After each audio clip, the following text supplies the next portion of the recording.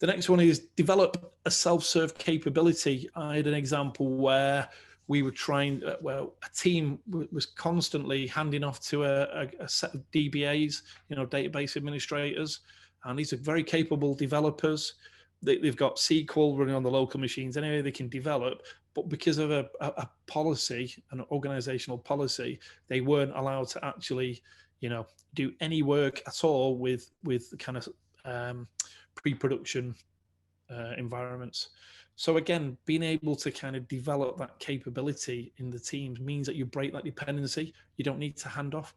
And maybe the team that you were handing off to, the DBAs, maybe they should focus on creating self-serve capabilities for their customers to reduce their own kind of workloads. So again, making sure we do that. The next one we call systemic swarming. So because of politics in a lot of organizations and teams, if I was to suggest that we lend a developer from our team to go and work with that other team for a short period of time, it could send absolute shivers down certain managers' backs. Oof, no, that's my resource, that's my developer. I'm not handing that person off. No, if I hand them off, I'll never get them back. So this is the idea that if we have a team who is blocked by this team, instead of it sitting in this backlog in the other team, you move one person who can go and join this team, work with this team in terms of respecting their branching strategy, working with their current release, pairing up with maybe someone from that team to make sure we get consistency and quality from a code perspective. And finally, once it's delivered through their team, we then that person moves back to this team and continues with their normal kind of role there. So again, this is about breaking that dependency. We're still handing off, but actually we're not waiting. We're not incurring massive waiting time in the backlogs.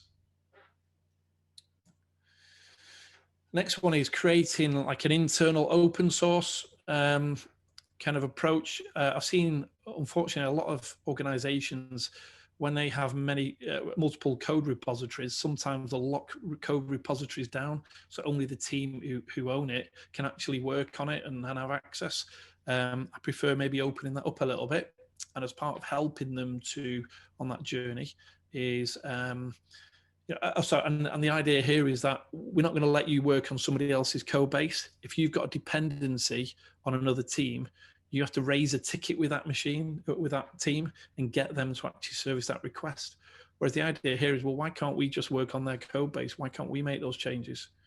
If we've got the capacity, we're not kind of as hindered by the waiting time then.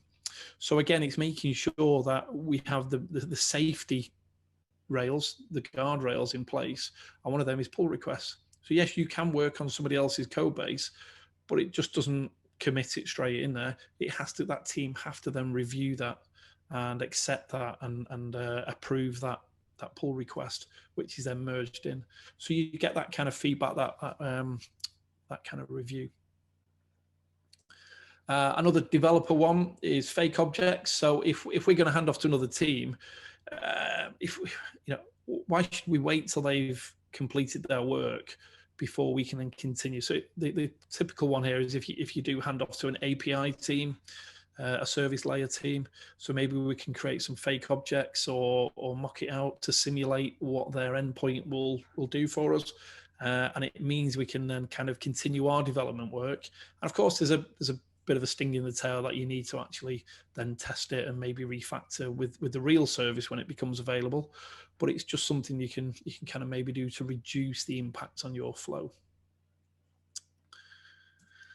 The next one is queue and wait. So I was working with an organization who aggregates lots of transactions from third-party organizations. And what was happening here was they would have a ticket come through the board. It would get blocked because they're waiting on a third party for them to do some development work. And it would sit there. And of course, we Kanban, we have limits. We limit our work in progress.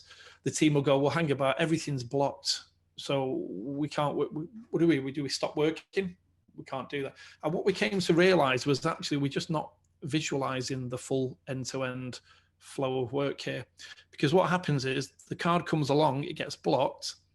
It's not blocked, it's a handoff to the third party, and it comes down to the WIP column here for the third party.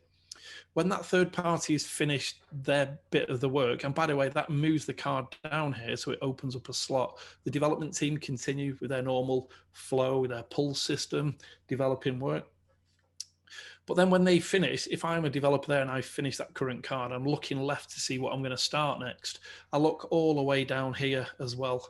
So I look in the done column all the way down, and I can pick then maybe something from here to then pull into dev WIP. And that can go round and round because it was a very iterative approach. There was 126 organizations they were integrating with. And that was a few years ago, probably more now. So again, it was a massive kind of piece of that.